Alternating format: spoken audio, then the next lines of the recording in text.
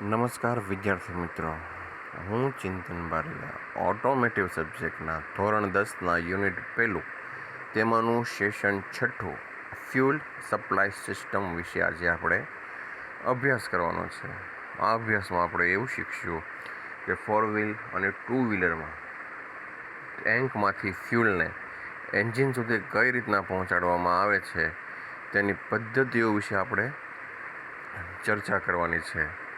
બરાબર, એટલે કે ફ્યુલ ટેન્કથી એન્જિન સુધી કઈ કઈ રીતના આપણે ફ્યુલ પહોંચાડી શકીએ તે પદ્ધતિઓ વિશે આપણે શીખવાનું છે. બરાબર, તો કે ફ્યુલ સપ્લાય સિસ્ટમ પેટ્રોલ એન્જિનવાળા ઓટોમોબાઈલમાં મૂળભૂત સપ્લાય સિસ્ટમમાં ફ્યુલ ટેન્ક અને fuel line, fuel pump, fuel filter, carburettor, inlet, manifold આ અલગ અલગ ભાગોના એસેમ્બલી એટલે કે આ બધા ભાગો મળીને જે સિસ્ટમની રચના થાય છે તેને ફ્યુલ સિસ્ટમ સપ્લાય કહેવામાં આવે છે. હવે જે આ ફ્યુલ સપ્લાય સિસ્ટમ છે એ ટાંકીથી એન્જિન સુધી ફ્યુલને પહોંચાડવામાં ઘણા બધા ભાગોનો ઉપયોગ થતો હોય છે.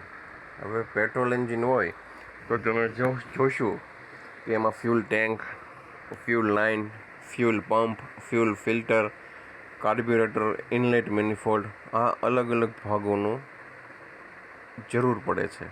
આ બધા ભાગો મળીને એક સિસ્ટમની રચના કરે એને કહેવાય ફ્યુલ સપ્લાય સિસ્ટમ. બરાબર છે.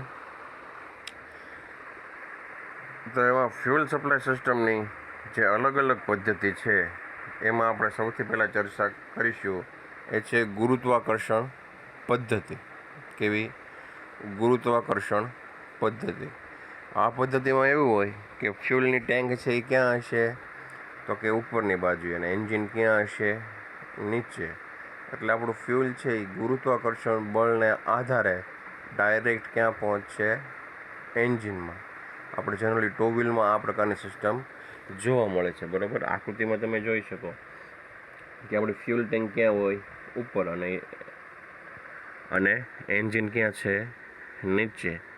બરાબર, તો એ ફ્યુલની ટેન્કમાંથી કાર્બ્યુરેટરમાં, અને કાર્બ્યુરેટર દ્વારા ક્યાં પહોંચશે? સીધું એન્જિનમાં.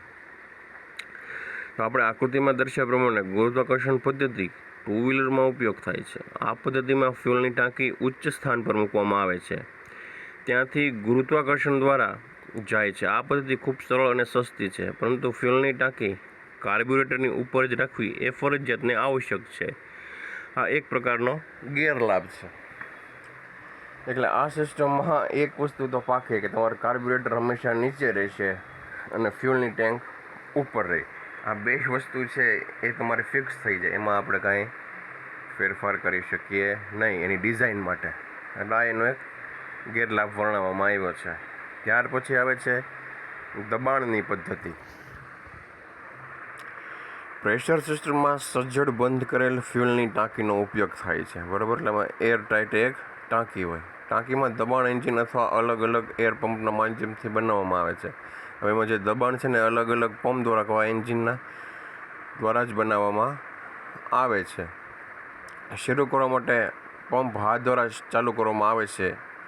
આ રીતે ઉત્પન્ન થયેલા દબાણ હેઠળ છે તે કાર્બન ફ્યુલમાં વહે છે. આ દબાણ લીક થવાની સંભાવના રહે છે, પરંતુ ફાયદો એ છે કે આપણે ફ્યુલની ટાંકી કોઈ પણ યોગ્ય સ્થાને મૂકી શકીએ છીએ. બરાબર, હવે ત્યાં ટેન્કમાં જે પ્રેશર આવે ને એ પંપ દ્વારા બનાવવામાં આવે છે.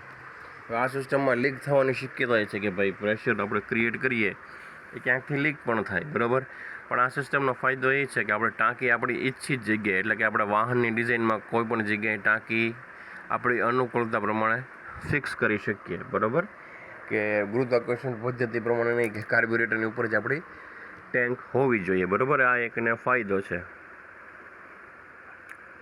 આ આકૃતિમાં તમને જોવા મળશે કે આપણી ફ્યુલ ટેન્ક ક્યાં છે? સાવ પાછળ.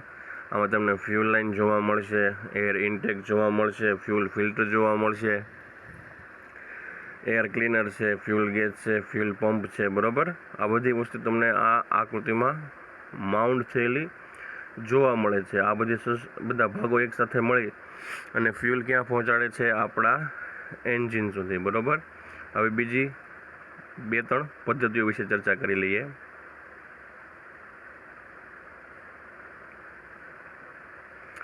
તો પછી આવે છે શૂન્ય અવકાશ પદ્ધતિ, એટલે કેવું કહેવાય? વેક્યુમ, શૂન્ય અવકાશ. આ પદ્ધતિ સરળ તથ્ય પર આધારિત છે. એન્જિન સક્શનનો ઉપયોગ કરી મુખ્ય ટાંકીથી સહાય ફ્યુલ ટાંકીમાં ફ્યુલ ચૂસવામાં આવે છે. બરાબર. હવે એન્જિનના સક્શનનો ઉપયોગ કરી આપણે જે ફ્યુલ ટેન્ક હોય ને એમાંથી ફ્યુલને શક કરી એન્જિન સુધી પહોંચાડવામાં આવે. બરાબર. ત્યાંથી પછી ગુરુત્વાકર્ષણ બળ હેઠળ આપણું ફ્યુલ ક્યાં પહોંચી જશે? તો કે એન્જિન સુધી. એટલે કે આપણે જે સક્શન સ્ટ્રોક આવે પ્રથમ એન્જિનનો એની દ્વારા જ બરાબર એ ફ્યુલને ખેંચવામાં આવે, કોઈ પંપનો ઉપયોગ લેવામાં આવે નહીં. એટલે ડાયરેક્ટ શું થાય? એ એન્જિન સુધી પહોંચે, ત્યાંથી પછી શું ગુરુત્વાકર્ષણ બળની અસર હેઠળ એ આપણા એન્જિન તરફ પહોંચી જાય. ત્યાર પછી છે પંપ પદ્ધતિ. કેવી? તો કે આપણે આકૃતિમાં આગળ જોઈએ એવું કેવું યુઝ થયેલું હોય? Fuel pump. તો કે આ પદ્ધતિમાં સ્ટીલ પાઇપ ફ્યુલ પંપ પર પેટ્રોલનું વહન કરે છે, જે તેનો ફ્લેક્સિબલ કાર્બ્યુરેટરના પ્લોટ ચેમ્બરમાં પંપ કરે છે. જો ફ્યુલ પંપ યાંત્રિક છે તો એન્જિનની શાફ્ટથી ચાલવું પડશે અને તેને એન્જિન પર જ મૂકવું જોઈએ. જો ઇલેક્ટ્રિકલ ચાલિત હોય તો ફોર્મ ગમે ત્યાં મૂકી શકાય. પાછળનું સ્થાન બાષ્પીભવન વૃત્તિ માટે ઘટાડે છે. હવે આમાં એમ કીધું છે કે આ પંપ છે એ યાંત્રિક હોય. યાંત્રિક એટલે કે એ એન્જિનથી જ ચાલતો, એટલે એન્જિનનો પાવરનો ઉપયોગ કરી ગિયર અથવા ચેન દ્વારા એને સંચાલિત કરવાનો હોય તો એ ફ્યુલ પંપ હંમેશા ક્યાં હશે? એન્જિનની નજીક. જો એ પંપ ઇલેક્ટ્રિક હશે તો આપણે એને ગમે તે જગ્યાએ માઉન્ટ કરી શકશું. બરાબર.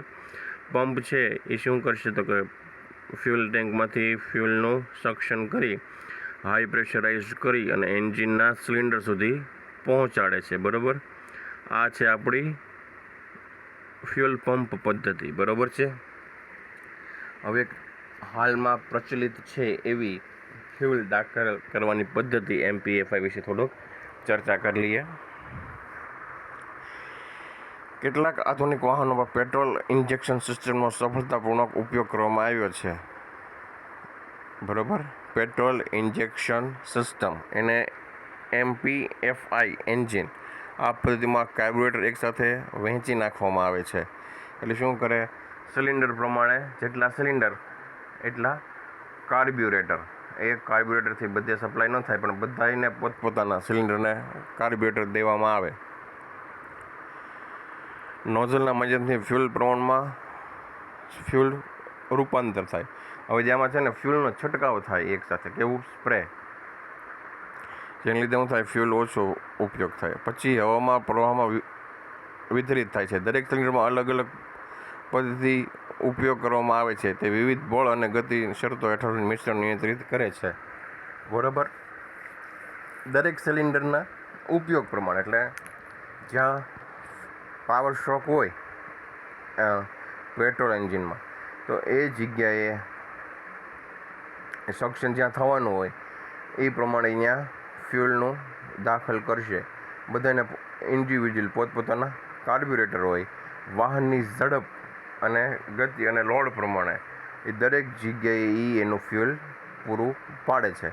તો અહીંયા સેશનમાં આપણે અલગ અલગ ફ્યુલ સપ્લાય સિસ્ટમની પદ્ધતિઓ વિશે શીખ્યા.